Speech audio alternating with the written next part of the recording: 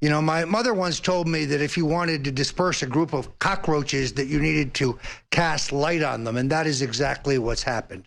And the plan you talk about is a result of the hysteria because they have figured out that we now understand that the entire Russian collusion with Trump argument is a confection. It is a scandal with no evidence whatsoever, but it was used as the rationale, as the justification for spying Watergate style on first candidate Trump and then President-elect Trump. So as the Russian meme collapses for lack of evidence, they now realize that not only are their naked political motives exposed, but they have serious legal liability in both wiretapping, or I should say surveilling the presidents, and then the way they shared that quote-unquote intelligence. That is why the Democrats, including Chuck Schumer, this charlatan Adam Schiff, are desperately trying to shut down the investigation by Chairman Devin Nunes. The chairman is getting much too close to the truth, Alex. He is going to expose that they lied about having our president under surveillance for political reasons. This is a bigger, broader scandal than Watergate. And what do you make of the former, and I want to bring, obviously, Dr. Corsi in here, Infowars.com, D.C. Bureau Chief he's setting up. We have Secretary of Defense, Assistant Secretary of Defense, Evelyn Farkas under Obama, who headed the Russian program. She's a big Russia-phobe, saying what we already knew from the news, that they were spying on Trump. The problem is no evidence was found. So now they've gone from denying that they were spying back to, oh, yes, we spied, we have evidence, as if we have no memory. This is simply astounding. Well, and their bluff has been called in the Senate Intelligence Committee and in the House Intelligence Committee. Paul Manafort and I also read this fellow Carter Page, I'm ready to testify. Could we do it tomorrow, please? And how about doing it in public so we can deflate this entire Russian collusion myth, a clever invention of John Podesta, I must admit, because it distracted all of us from his business dealings and the Clintons' business dealings with Putin and sent us on a wild goose chase to try to find non-existent ties between Trump and the Ruskies. And by the way, we don't put a confidence act in here. When we thought Trump might lose, we admitted it. We knew he was winning. We'd say it. I mean, we really are putting out what we truly believe from our research. They're in desperate straits. I mean, they've been totally caught. Trump has outmaneuvered them. They released secret info, lied about what was in it, got caught doing it. Now they're back saying we have the evidence. I mean, they must think their constituents are the biggest morons on earth. Let's bring in Dr. Corsi to get his take on this. I'm going to turn it over to you. I asked Dr. Jerry Corsi to join us today, not only because I think that he is perhaps the finest investigative reporter working in Washington today. He's also, full disclosure, a close friend, but because he is the one who did seminal work on the activities of John and Tony Podesta and the Clinton Foundation and Bill and Hillary and the other knew of Putin associates with whom they were involved. And by the way, I'm going to skip this break so you have more time, but I've got to just add the caveat. Thomas Friedman has written a tongue-in-cheek piece, but that's how it always starts, saying Trump is a Chinese agent because Trump's exposing the real threat to our sovereignty, the infiltration. Now they're saying he's a Chinese agent in the New York Times. We should probably add that in. So they're taking all our talking points that Trump's accurately putting out that are dead on. They're now inverting it in desperation. So sorry, go ahead. No, you're exactly right, Alex. Last week they were saying that you and InfoWars are funded by the Russians.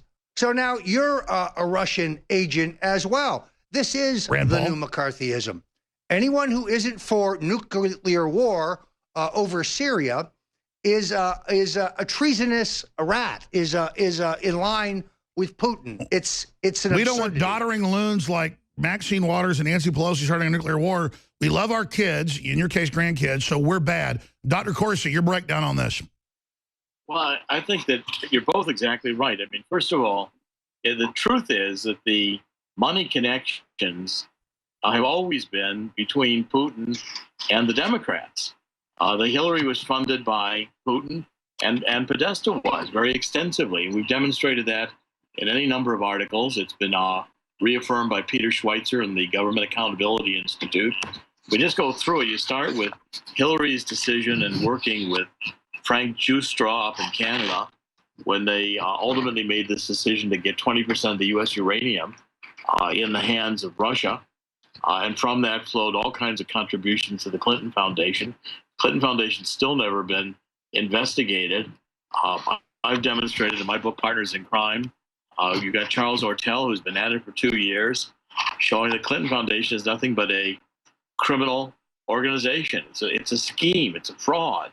It's not a charity. Less than 5% in most cases of the money Clinton Foundation receives actually goes in a charitable purpose. Then Podesta, and the ties with Podesta, if you start with Hillary Clinton and Podesta and the reset under the Obama administration, you realize what you uncover is that Hillary and Podesta were selling U.S. technology transfer to Russia, and Russia was paying them both handsomely. The Clintons have pass-through accounts, which is what criminals set up. They've never been investigated. And this whole idea is ludicrous to think that Donald Trump is going to be investigated for ties with Russia when a criminal, Vexelberg, billionaire criminal in Russia, just about owned John Podesta. Put $35 million into foundations and groups that Podesta was running. Got Podesta stock in phony corporations that were set up in the Netherlands and the Cayman Islands. The whole Russiagate connection really goes with the fact that what Hillary and Podesta were desperately concerned about, especially even before the WikiLeaks. Roger and I were working on this way before the WikiLeaks ever came out. Sure, I remember you guys were on writing articles over a year and a half ago, so they know we've got a Russia problem. What do? We project it onto Trump. He wants peace. He wants to block radicalism with Russia. We just have the media say he's a Russian agent. That way it distracts off us, and bare minimum, we can never have detente and a peace that's good, and maybe even better, we just take over the whole government saying they're all Ruskies.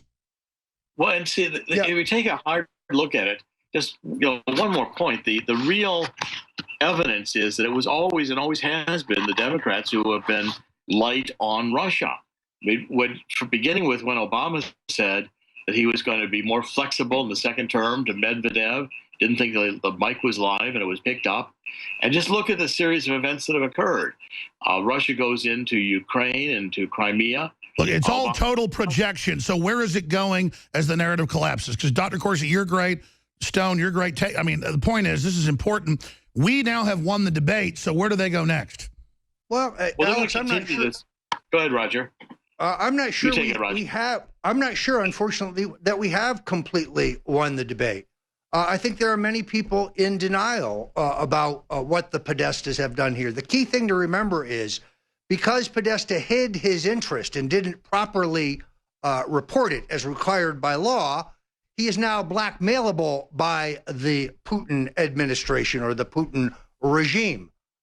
Given the fact that, as Dr. Corsi points out, in the so-called reset, they bludgeoned technology transfers out of Obama and Hillary Clinton. They let him venture into Korea and maraud in Ukraine, did nothing.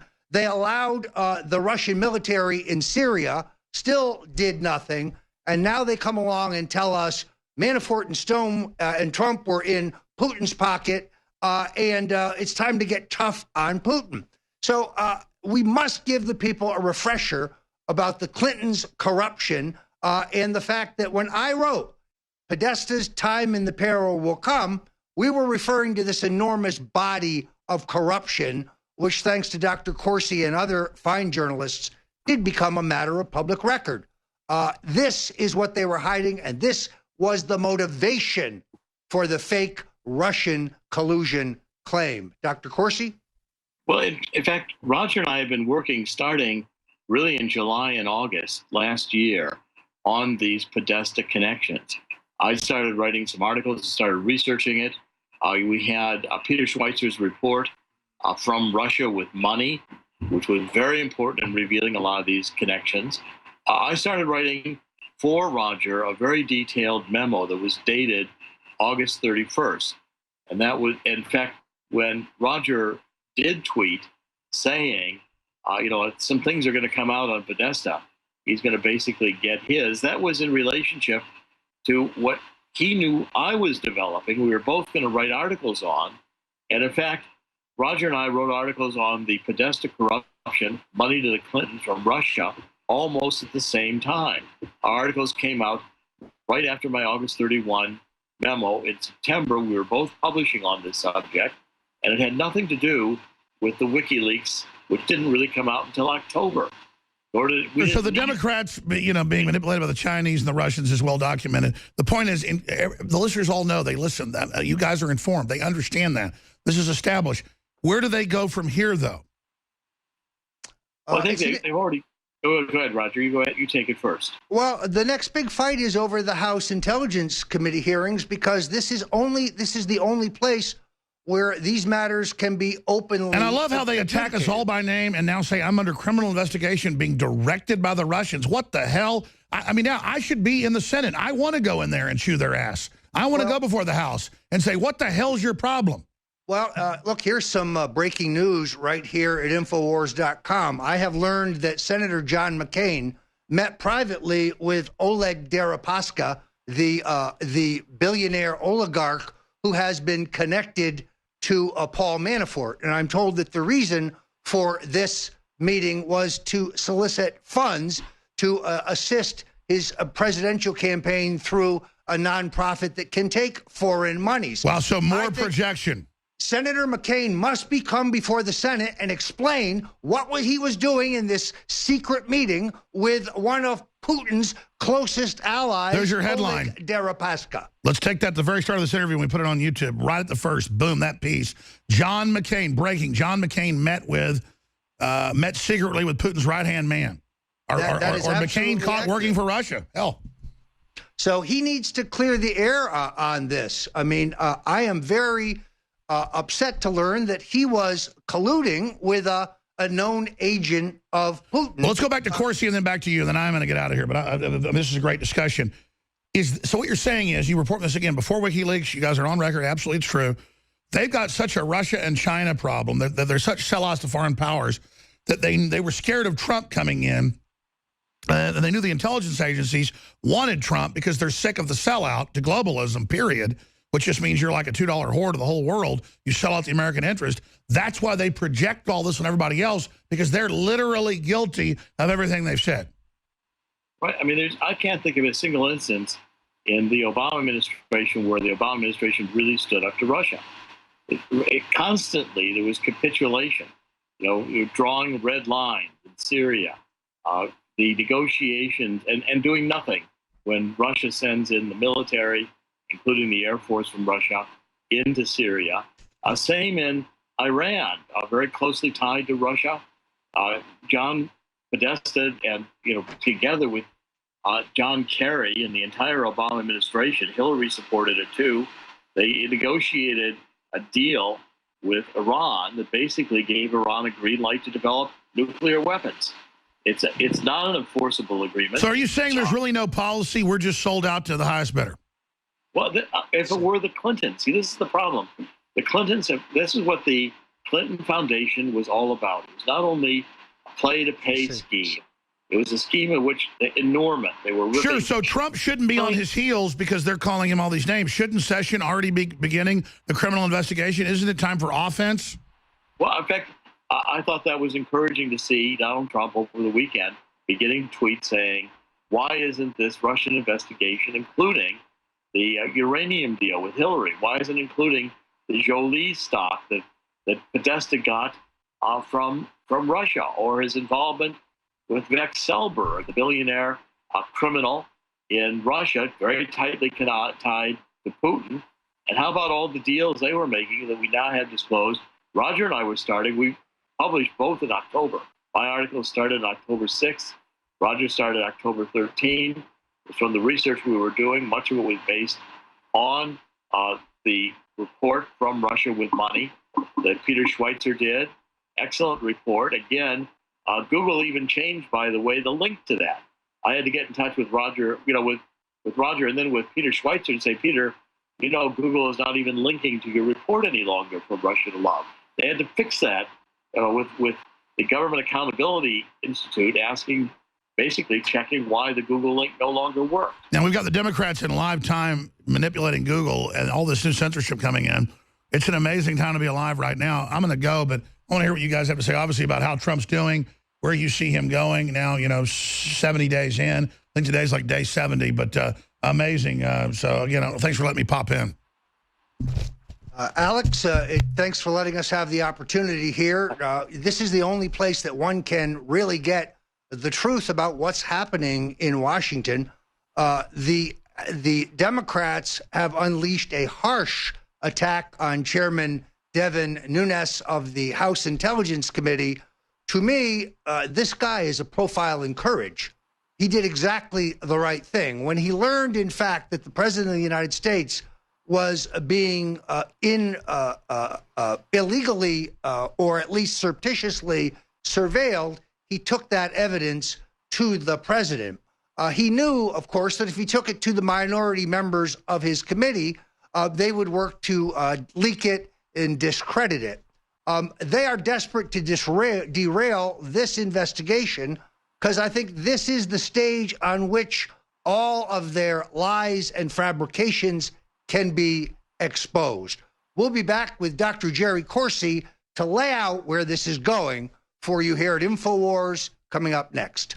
Now, let us go back to Dr. Corsi.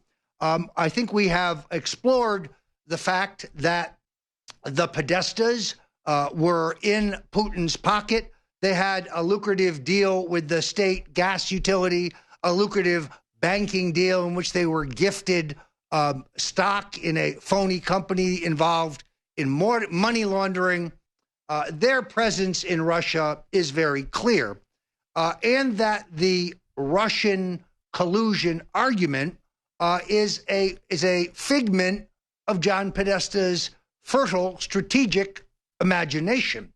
Now, in Washington, the Russian meme has collapsed, but, and this is very key, we now realize that it was the rationalization, the defense for the continued surveillance of Donald J. Trump.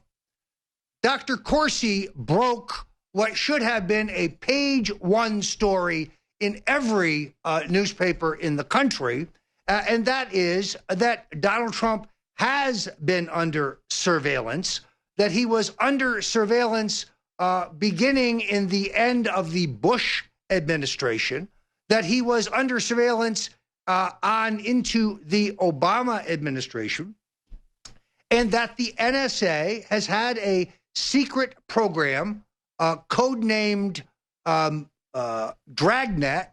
Somebody with no imagination came up with that one. And they were tracking and recording, monitoring and recording the phone calls of numerous, into the hundreds, of prominent Americans. And there is no reason to believe that this surveillance stopped. So if Trump was not under surveillance, he's one of the few Americans who wasn't. Dr. Corsi, this was just a landmark story. And I woke up the next morning and I said, well, certainly this will be on page one of the New York Times and the Washington Post, and it will lead on CNN. Not so. Tell us about this nefarious federal program. Well, I mean, first of all, it started, this whole NSA wiretapping started in 2004. And this is a database we got. It came from Michael Zulu, who basically had been working. We released materials that had that Mike Zulu and Sheriff Arpaio's office in Maricopa County had been trying to get into the federal record for years. The data that we had showed that there had been wiretapping and really electronic surveillance, not only of Donald Trump, but Donald Trump in a lot of different locations. Donald Trump in New York City. I'm just reading through the list right now. Trump hotels in Atlantic City, his golf courses, Mar-a-Lago in Florida, all these different locations for Trump. In fact, even some of the limousine companies that Trump had used in those years, 2004 through 2009, which is the first year of the Obama administration, were all under electronic surveillance. And it wasn't only Donald Trump, it was Donald Trump and his family. His wife is in here, as well as his employees. They had a property manager at West 69th Street in New York. They had his golf course managers in Florida. I mean, it just goes on and on, but it was extensive. Project Dragnet, it was Operation Dragnet, surveillance of Trump and everybody related to Trump, and it extended into his financial records, his tax records, bank accounts, credit cards, as well as electronic surveillance. Donald Trump could probably go to the NSA and say, "Play me back my conversations from such and such a date in 2007." They could say, there are 25 of them. Where do you want to start? They probably still have them all on record. Yeah, I think it's important people realize that these documents grow out of a federal trial in Arizona, where it was essentially proved that the government was spying on Sheriff Arpaio during a time that they were attempting to prosecute him.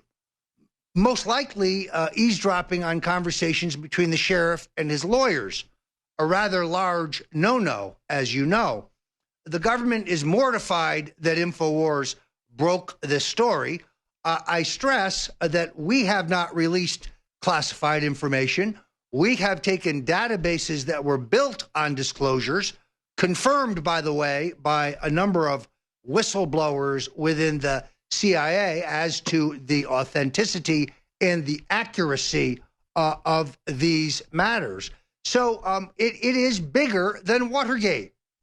I mean, you were around in those days, Jerry. As I recall, a small band of civilians, misguided civilians, attempted to break into the Democratic National Committee and place bugs that were antiquated in an attempt to overhear the conversations of Democratic National Chairman Larry O'Brien.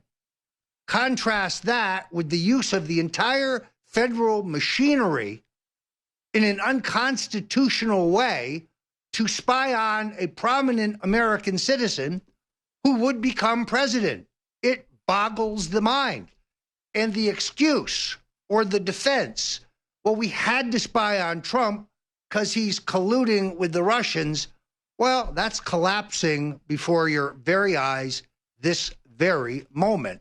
This explains the panic in the mainstream media, the panic in the Democratic caucuses, and why Chuck Schumer and Adam Schiff are desperate to derail Chairman Nunes's investigation. Oh, and you're going to find, look, if there was anyone that Putin wanted to win the election in 2016, it was Hillary Clinton with her top advisor, campaign chairman John Podesta, because they were the number one candidates for Putin blackmail. With all the money that Hillary had received in the bank accounts, that money had gone through, and I've published bank account records for the Clinton Foundation tied to Russia. Jennifer Podesta tied to Russia. I had Podesta's brother, who is a lobbyist, didn't report it right away, but for one of the criminal Russian banks. I mean, the Podestas Putin was all over the Bill and Hillary Clinton Foundation. Putin was all over Podesta, and his brother owned them and was prepared, assured, and Hillary won to produce all these records. And the Democrats are desperately afraid of that. They won't have Hillary be investigated as part of this Senate or House Intelligence Committee investigation, but that's where it should start. Putin's laughing at all this. I mean, you've got to get a perspective on this. By the way, the Democrats always change the meme, change the narrative. First, it was they knew that it was Roger Stone had been involved, and with Podesta and with WikiLeaks. Well, it's ridiculous. First of all, the times don't work. You were in touch with Guccifer after Guccifer revealed all the information that he had taken. And by the way, why does anyone think that Assange would need Roger Stone to hack Podesta. I mean, who are you, Roger? A computer genius? You spend your evening reading computer programming books? Are you really a wizard at hacking? I mean, I don't think that Assange needed your help at all. More likely that these documents were walked out of the Podesta's office by someone who was upset at the treatment that Bernie Sanders had been given. And by the way, let's go to the real heart of the issue. The real problem here is that it wasn't the hack that destroyed Hillary. It was all that Podesta had written in these hacks, the corruption that was rampant in the Democratic Party, the stealing of the election from Bernie Sanders, the admission that Hillary is a terrible candidate, the conspiracy, including with Google, to get all their data and dump all the data on Google clicks to use for money raising for Hillary. It goes on and on. The corruption was at the heart, the stink was at the heart of the Democratic Party. And that's why the Democrats had to say, well, we couldn't have lost this election. Somebody had to steal it from us. So, I mean, maybe, Roger, you should have been smart like Hillary Clinton and started a foundation. Maybe you should have sold Russia 20% of the uranium of the United States. Then we'd really have something to talk about. That's what Hillary did. Nobody cares. Yeah, you should have been like... It's quite extraordinary. You should have been like Podesta. Why didn't you get a bunch of Russian stock? Yeah, where's you my should have stock? gotten all this money out of Jolie. And, where's my stock? No, I've gone over the transcript now several times of the performance of this fellow, Adam Schiff. And as you may have seen, I said on ABC this weekend that I thought he was full of Schiff. This guy uses distortions, misrepresentations, inferences, half-truths, non-truths to weave a tale, which is all conjecture and projection, and makes a case that I knew in advance about the hacking of Podesta's email, having never said that whatsoever. It is all conjecture on his part. He has nothing. I'm very disappointed, Jerry, that I haven't heard from the House Select Committee because I'm anxious to testify. I will come voluntarily, and I would like to testify in public. Having been slimed in public, I would like to have an opportunity to respond in public. That's the American way. And as I said earlier, I'm really anxious to be called by the Senate Intelligence Committee because I want to ask Senator McCain, hopefully he'll sit in, having attacked me and demanded that I be questioned, about his secret meeting with Oleg Deripaska, the tycoon oligarch who is close to Putin. And what was it that the senator was asking Mr. Deripaska for? I think the American people really need to know this. Also, I think, Roger, the American people have got to understand that the leaking by the Obama administration has been systematic, and it's been out of intelligence that they've gotten.